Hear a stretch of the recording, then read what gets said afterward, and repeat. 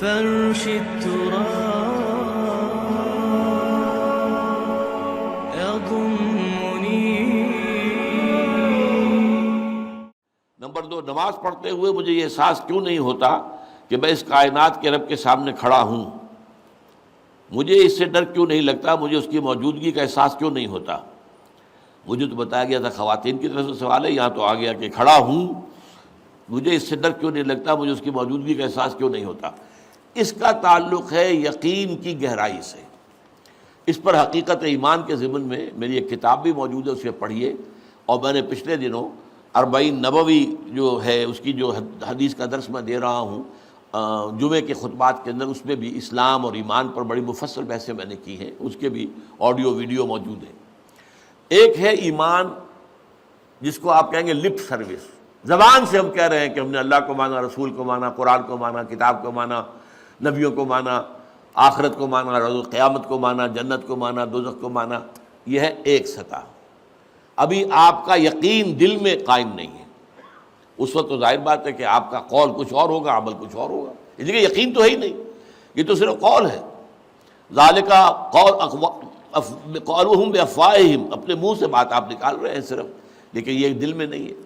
اچھا، اب دل میں اتر جانا بھی اس کے درجے ہیں.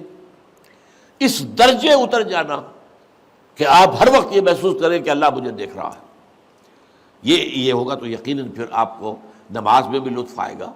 جیسا کہ قرآن میں آتا ہے فَإِنَّكَ بِأَعْيُنِنَا، اے نبی آپ ہماری نگاہوں میں ہیں، ہم آپ کو دیکھ رہے ہیں.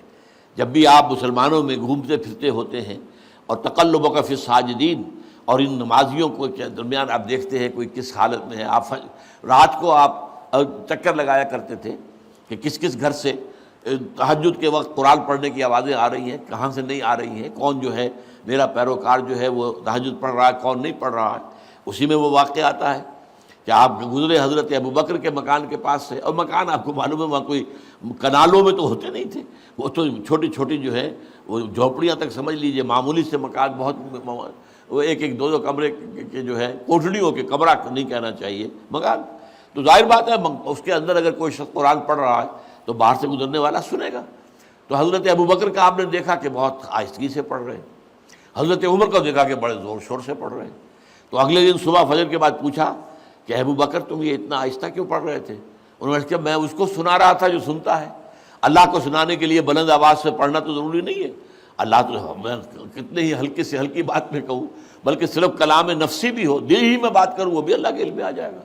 حضرت عمر سے پوچھا تم کیوں زور سے پڑھ رہے تھے؟